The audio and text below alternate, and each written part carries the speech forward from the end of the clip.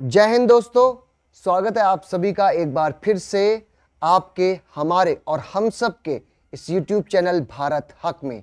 भारत हक YouTube channel को subscribe करें और साथ ही भारत हक Facebook पेज को फॉलो और लाइक करें। आपने एक कहावत तो सुनी होगी कि पूत के पांव पालने में ही पता चल जाते हैं। जी हाँ, मैं ये कहावत का जिक्र इसलिए कर रहा हूँ ताकि आपको ये बात वाज़ेह तौर पर बता सकूँ कि विपक्ष जिस तरह के रोल की उम्मीद भारतीय जनता, हिंदुस्तानी आवाम कर रही थी, विपक्ष उसी राह पर चल पड़ा है। और इसका सबूत उन्होंने सबसे पहले संसद सत्र में, यानी कि 24 जून से जो संसद का सत्र शुरू हुआ और जो 3 जुलाई तक चलेगा, इसके पहले ही दिन 24 तारीख को संसद सत्र के पहले ही दिन प्रधानमंत्री नरेंद्र मोदी जी के शपथ के समय उन्हें संविधान की कॉपी दिखाई कि देखिए प्रधानमंत्री जी, ये संविधान की कॉपी है, देखिए नरेंद्र मोदी जी, ये संविधान की कॉपी है। क्योंकि आपके बहुत से नेताओं ने इस 2024 के लोकसभा चुनाव के दौरान और उससे पहले संविधान को बार बार बदलने की बात कही थी। तो इसीलिए मैंने ये कहावत का जिक्र किया कि पूत के पांव पालने में पता चल जाते हैं। यानी विपक्ष ने जिस तरीके से शुरुआत में ही अपने तेवर दिखाए हैं और संविधान दिखाए हैं। देखिए 24 जून यानी संसद के पहले सत्र के पहले दिन की कुछ अहम बातें मैं आपके साथ शेयर करना चाहता हूं। सबसे पहले 24 जून को जब 11 बजे सत्र की शुरुआत हुई तो ये संसद का पहला सत्र था इस नवनिर्वाचित लोकसभा के लिए। और सबसे पहले जो स्पीकर होते हैं उन्होंने इस आदेश को जारी किया कि अब होंगी शपथ किनकी, उनकी जो सांसद अपने अपने क्षेत्रों से पूरे भारत के मुख्तलिफ हिस्सों से चुनकर आए हैं। तो फिर लोकसभा के जो चीफ सेक्रेटरी होते हैं उन्होंने आवाज़ दी सबसे पहले प्रधानमंत्री नरेंद्र मोदी जी को कि प्रधानमंत्री नरेंद्र मोदी जी आइए और अपनी शपथ लीजिए, एक सांसद के तौर पर, एक लोकसभा के सदस्य के तौर पर, एक संसद के सदस्य के तौर पर। प्रधानमंत्री नरेंद्र मोदी जी जैसे ही शपथ लेने के लिए आए, वैसे ही विपक्ष ने सुबह ही सुबह संविधान की कॉपी को ऊपर कर दिया और संविधान दिखाते हुए मोदी जी की उस शपथ के दौरान पूरा विरोध दर्ज किया। ये है विपक्ष की शुरुआती कारकर्दगी, जिसने ये दिखाया है कि विपक्ष धीरे धीरे किस तरह से आगे बढ़ रहा है और विपक्ष धीरे धीरे किस तरह से इस लोकसभा में अपना किरदार अदा करेगा। इसके अलावा भी बहुत अहम चीज़ें हैं, लेकिन मैं इस वीडियो में आपको वो तमाम चीज़ें बताना चाहता हूं जो नोटेबल हैं, जिन्हें नोटिस किया जाना चाहिए और जिन्हें नोटिस किया जा सकता है। फिर मोदी जी के बाद नंबर 2 पर आए राधा मोहन सिंह, जो बिहार के पूर्वी चंपारण से मेंबर ऑफ पार्लियामेंट हुए हैं, उन्होंने अपनी शपथ की। उसके बाद आए फग्गन सिंह कुलस्ते, जो मध्य प्रदेश की मंडला सीट से मेंबर ऑफ पार्लियामेंट हुए हैं, उन्होंने अपनी शपथ ली।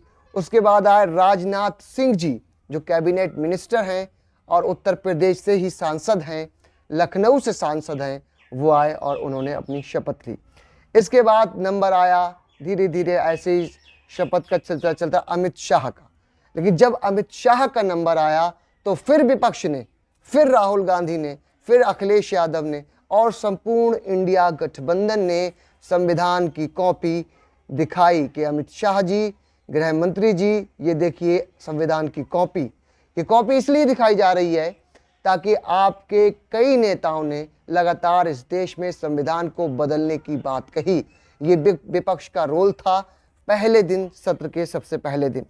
उसके बाद फिर नितिन गडकरी जी आए, लेकिन विपक्ष ने नितिन गडकरी जी को संविधान की कॉपी नहीं दिखाई।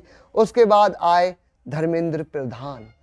जी अब वही धर्मेंद्र प्रधान जिन्हें आजकल शिक्षा मंत्री होने का गौरव हासिल है, लेकिन उनके शिक्षा मंत्री रहते रिपोर्ट्स के मुताबिक तकरीबन 2 दर्जन से ज़्यादा पर्चे और परीक्षाएं लीक हो चुकी हैं या स्थगित या रद्द हो चुकी हैं। इस तरीके की कारकर्दगी धर्मेंद्र प्रधान जी की है।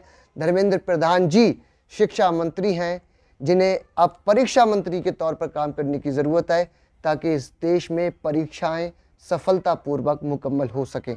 चाहे वो नीट की परीक्षा हो, चाहे वो नेट की परीक्षा हो, इन परीक्षाओं की असफलता का कारण कहीं ना कहीं ये तमाम लोग जो शिक्षा मंत्रालय के मंत्री पद से लेकर नीचे तक हैं, इनकी जिम्मेदारी ज़रूर कहीं ना कहीं तय होती है। और इस सिलसिले में अब कार्रवाइयाँ बहुत तेज़ होने की पूरी गुंजाइश है और पूरी कोशिश है। विपक्ष लगातार इस पर अपनी बात रख रहा है और सत्ता पक्ष को मजबूर होकर इस पर सीबीआई जांच और तमाम तरीके की जांचों को बिठाने के लिए बाध्य होना पड़ रहा है। अच्छा, अब ये तो तमाम बातें हुई शुरुआत की जो संसद के सत्र की 24 तारीख को सुबह हुई कि प्रधानमंत्री नरेंद्र मोदी जी आए, उन्हें संविधान की कॉपी दिखाई गई, अमित शाह को संविधान की कॉपी दिखाई गई और धर्मेंद्र प्रधान जी को कॉपी भी दिखाई गई और नीट और शेम के नारे भी लगाए गए, क्योंकि उनके समय में ये तमाम परीक्षाएं गड़बड़ी की शिकार हुई हैं। वहीं अगर हम संसद में कुछ अहम पॉइंट्स की बात करें जिनका आप तमाम लोगों को लिए जानना बहुत ज़रूरी है, और फिर मैं धीरे धीरे उन तमाम बातों पर भी आऊँगा जो इस टाइम पर बहुत ज़्यादा आगे बढ़ रही हैं। मसलन अगर हम बात करें तो इस बार समाजवादी पार्टी के 37 सांसद 37 सांसद संसद में पहुंचे हैं। तो एक तरह से ऐसा नज़ारा संसद में नज़र आ रहा था कि संसद में एक लाल सेना लोकतंत्र की आ गई है और वो विपक्ष की इस गुट में एक ज़बरदस्त ताकत का मुजाहरा दिखा रही है। वहीं मोदी जी शपथ लेते हुए इस बार कुछ नर्वस नज़र आए और विपक्ष की बात करें तो विपक्ष तो शुरुआत से ही ऐसे T20 की तरह बेहतरीन तरीके से खेल रहा है। लेकिन इन तमाम कारणों के पीछे एक बहुत बड़ा कारण ये है कि आंकड़ों ने ही इस बार बीजेपी का मुकद्दर बदल दिया है। वहीं बात करें विपक्ष की एक बार फिर से, तो विपक्ष अपना लगातार रंग पकड़ता हुआ नजर आ रहा है। अपने क्रियाकलापों से, अपने कार्रवाइयों से इस देश के लोकतंत्र को मजबूत करने में पूरी तरह से बड़ी भूमिका निभा रहा है।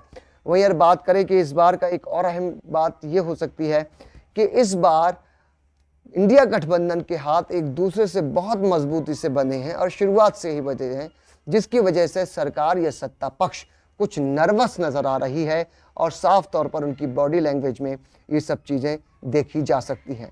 इन तमाम के साथ ही अगर हम आपको बताएं तो संसद में पहले दिन से ही विपक्ष एक मजबूत और शानदार स्थिति में नज़र आ रहा है।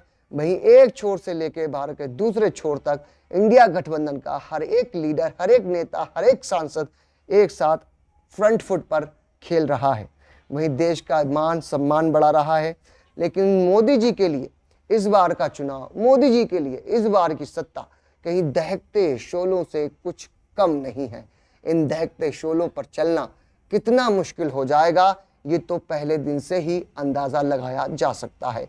अब देखना ये होगा कि आखिरकार जैसे जैसे संसद के सत्र आते जाएंगे, जैसे जैसे बिल आते जाएंगे, जैसे जैसे स्थितियां बढ़ती चली जाएंगी और एक तरफ नीतीश कुमार, दूसरी तरफ चंद्रबाबू नायडू जो अपने अपने राज्यों में आर्थिक स्थिति से लड़ने के लिए केंद्र के साथ मिलकर जुलकर काम कर तो रहे हैं, लेकिन उनकी अपनी अंदरूनी लड़ाइयां भी हैं कि वो आर्थिक स्थिति से कैसे बेहतर तौर पर अपने राज्य को और ऊपर उठा सकें। तो ये दहकते शोलों की राजनीति की शुरुआत इस देश की जनता ने कर दी है। उसका कारण ये है कि किसी को भी मैंडेट नहीं दिया। इस देश की जनता ने संविधान की पूरी रक्षा की। सल्यूट है, सलाम है इस देश की जनता को जिन्होंने इतने बेहतरीन तरीके से वोटिंग की। आज संसद एक लोकतंत्र का प्रतीक तो हमेशा ही से था, अब संसद लोकतंत्र के इस केंद्र में और ज़्यादा मजबूत होता चला जाएगा और ये देश सुकून और राहत की सांस लेगा। बने रहिए भारत हक यूट्यूब चैनल के साथ, हम आपके साथ जुड़े रहेंगे। हमारा साथ, आपका साथ हमेशा बना रहे।